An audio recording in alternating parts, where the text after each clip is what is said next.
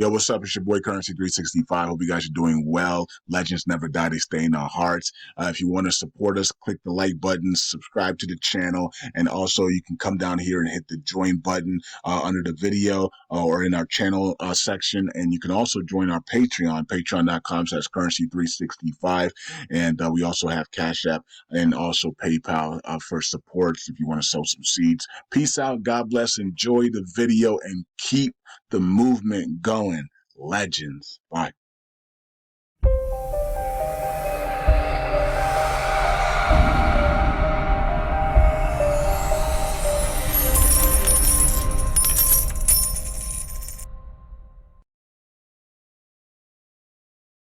All right, all right. Welcome back to Currency 365. Hope you guys are doing well. All right, so everybody's talking about Do Kwon this morning.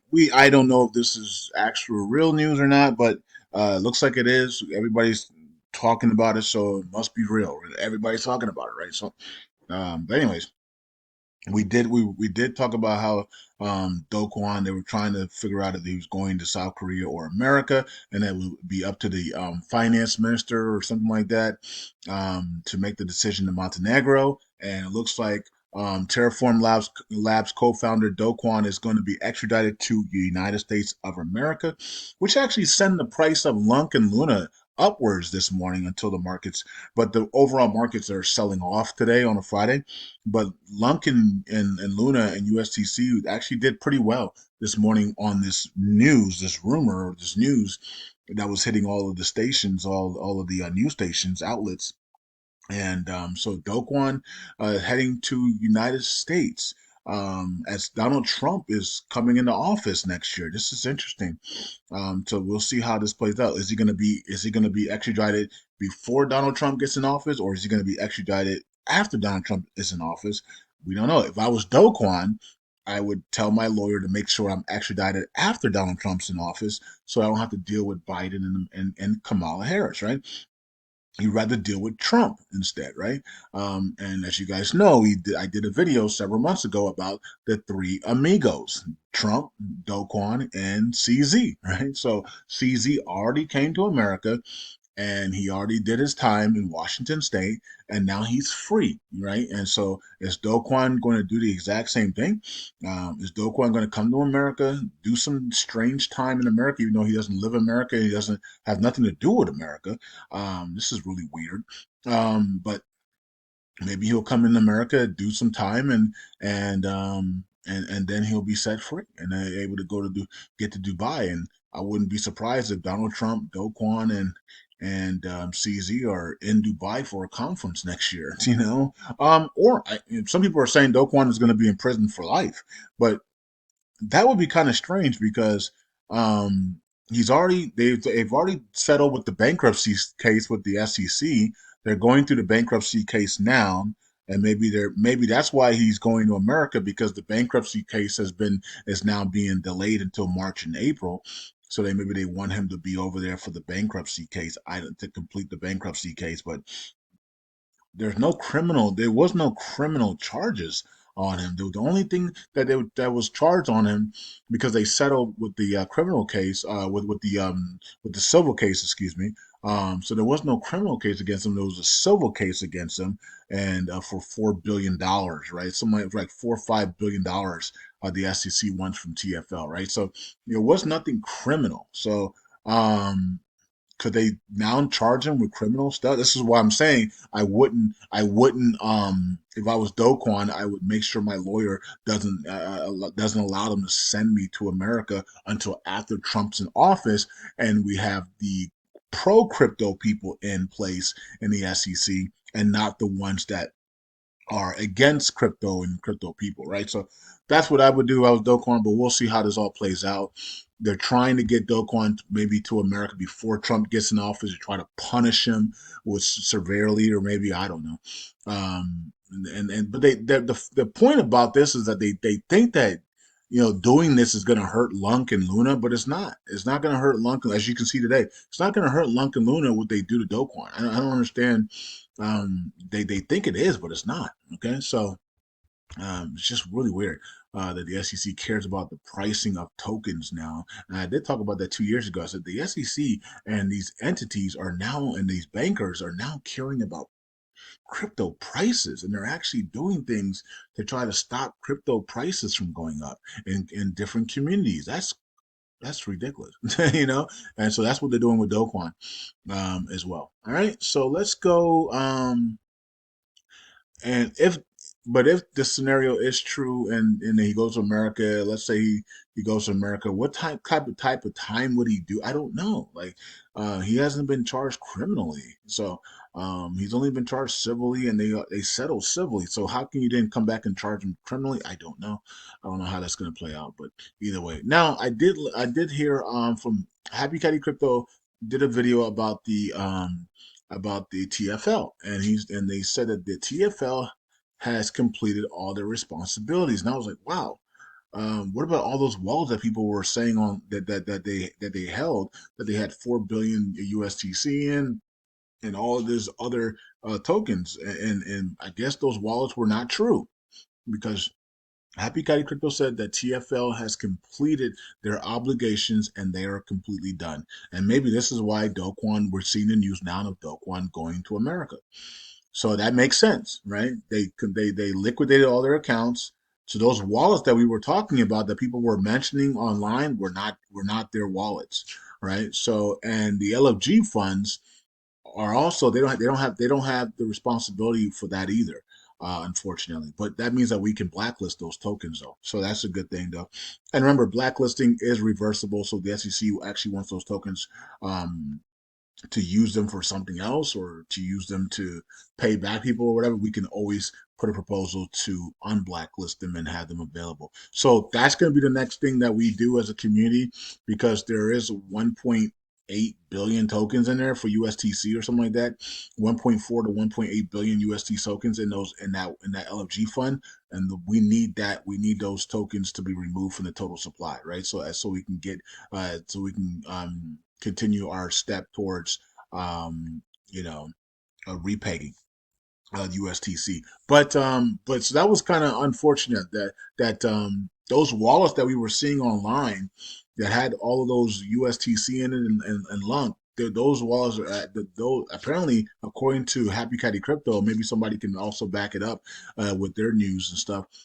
Those are not TFL wallets. So unfortunately, so it looks like TFL has liquidated everything, and now Doquan's on the way to United States. Okay, so that's kind of sucks for us, because now we like, man, if TFL had 4 billion USTC in there, that would have been a massive move, But we still had the LFG funds that have 1.8 billion USTC in it, so we can burn that, and that's still a big amount. And the rest we're gonna have to do ourselves, apparently. So we'll see how that plays out. All right, so here is the LUNC chart. You can see that we're bullish today, even though everybody else is bearish.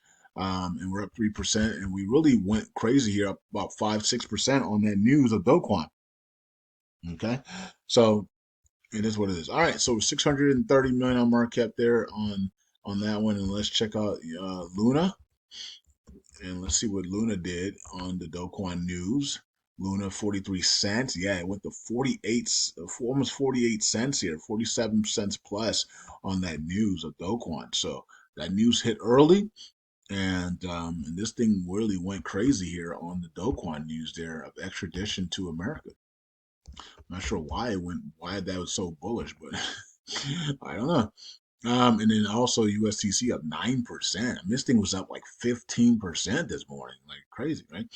So, and then pull back because the rest of the markets dumped. The rest of the markets were actually bullish today. This LUNC, USTC, and Luna would be absolutely sending right now. Okay, off of the Doquan news, but the markets are bearish right now. Okay, uh, so that's what's going on, folks. Hope you guys are doing well. Let's go over here. Orbit Labs is passed now, so for the reverse charge tax mechanism, and that's what has passed. All right, cool. And the 1.5% burn tax did not pass. 30 million in burns there, and 20,000 in burns. And like I said yesterday, imagine if the validators all got together in a meeting. They held the meeting and said, "Hey guys, let's take a percentage of our commissions and let's buy back and burn USTC, create that buying power, pressure in it, pump it up into about 40, 50, 60 cents area, and let LUNC absolutely go completely nuts here, right?" Um, that's something that the validators could do. They could just do it for 30 days. But as you guys and I know, we've seen that many of these guys have no plans on doing something like that because they just want to suck the train dry and move and let it die and move on, right? You know, validators actually care would do something like that. They would actually come together and say, "Hey, for the next 30 days or next 60 days, we're going to take 1% or 0.5% of our commissions, and we're going to buy back and burn USTC, create buying power for buying pressure on USTC, and then let it pump up to 20, 30, 40, 50 cents, and then let LUNC absolutely rip into the pennies." This is what they can validators could do. They could do it today if they wanted to. Isn't that crazy that they know exactly what to do and yet they're choosing not to do it? It's pathetic. Anyways, let's move on. Oracle pool, and this is why when I say that we're gonna have to do these things next year, let's do it, folks. They don't want to do it, then we have to do it. Then we have to come together as a people, create buying power, and we have to do it. We have to raise money.